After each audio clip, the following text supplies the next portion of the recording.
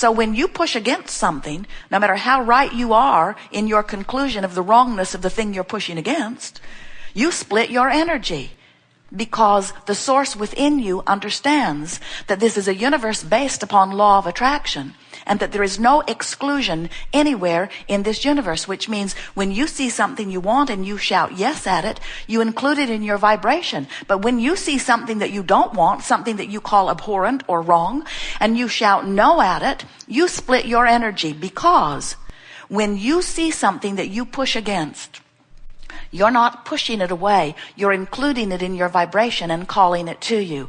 And the source within you never, ever, ever, ever, ever, ever, ever does that.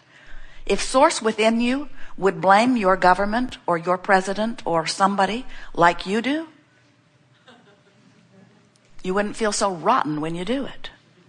And many of you say, oh, that doesn't feel rotten. That's delightful. And we say it's only slightly more delightful than the powerlessness you felt before you did it. Everything that you are reaching for, we have concluded as we have watched you, and we have watched every one of you. Everything that you do, even if it is the achieving of a negative emotion, is in your effort to return to your state of feeling better. And what we mean by that is, when you feel powerless and you find a thought of revenge or anger, you feel better. And the reason you feel better is because there is less feeling of powerlessness in revenge. We've noted, as we've observed humans, that in your emotional states, there are many emotions that you feel, more than we could count. But they are all on a sort of sliding scale. And it all has to do with your alignment with who you really are or not. And the closer into alignment you are with the source energy that is really the dominant part of you, the better you feel. And the more out of alignment you get, the worse you feel. In alignment feels like love and appreciation. It feels like joy. It feels like passion. When you're out of alignment, it feels like frustration, overwhelmment. It feels like anger and more anger. It feels like fear and despair and all of those disempowering emotions. And if you will notice, as you run the gamut of your emotional scale, that on the good feeling end, there is a perception on your part of freedom and empowerment. And on the not good feeling end of the scale, there is your perception of disempowerment and not freedom. Now we know, because it is the nature of all of us who exist, that at very deep, secure, knowing source levels of our being, we know, which means you know, that you are free. You know that no one can vibrate for you, and that your vibration is your point of attraction. And so with that knowledge, we find freedom. But if you don't have that knowledge, then you might very well perceive erroneously that some condition or some circumstance or some other has power over you. And when you conclude that, you feel horrible, because that conclusion is so opposite of what you really know, you see. So everything that you feel is about your vibrational relationship between who you're being in this body right now, in this moment while you're thinking this thought, and who you really are, as that larger part of you is with you and thinking a thought. The way you feel is always the barometer of that alignment or misalignment of thought. Imagine taking your canoe down to a very fast-moving river. And as you are approaching the stream with your canoe or your rubber raft, it doesn't matter, you have your paddles already in it, you put it in the stream and you deliberately point it upstream and start paddling. And we say to you, why not turn and go with the flow?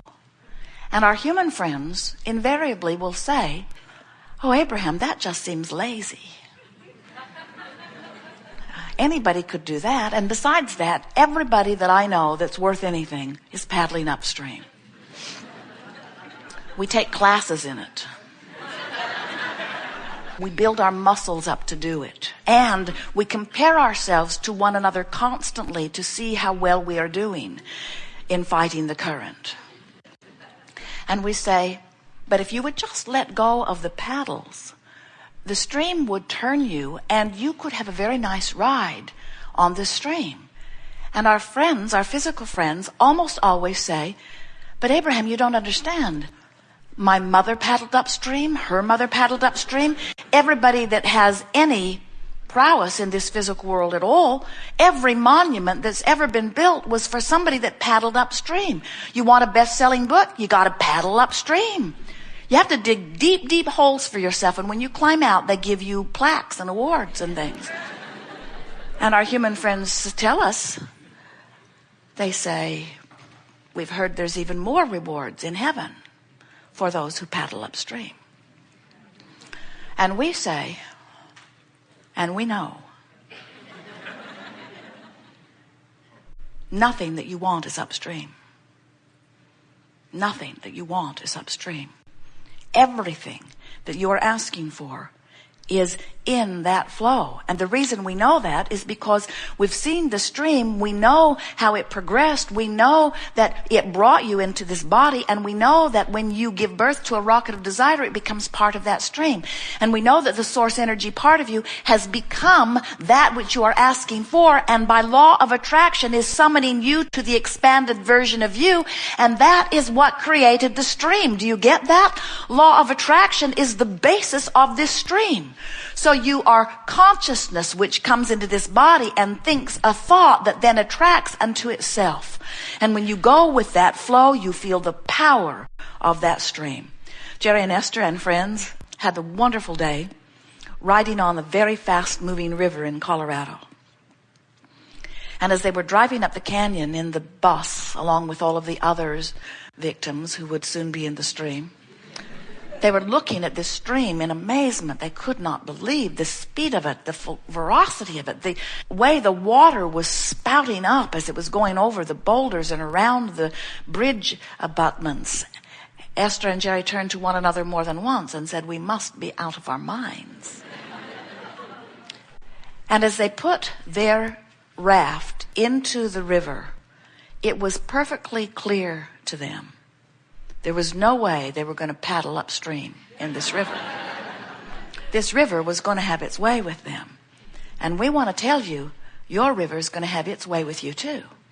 Because it's a current that got going before you even came into this body, and it's a current that you've added to from the life experience that you've been living as you've been becoming and becoming and becoming and becoming.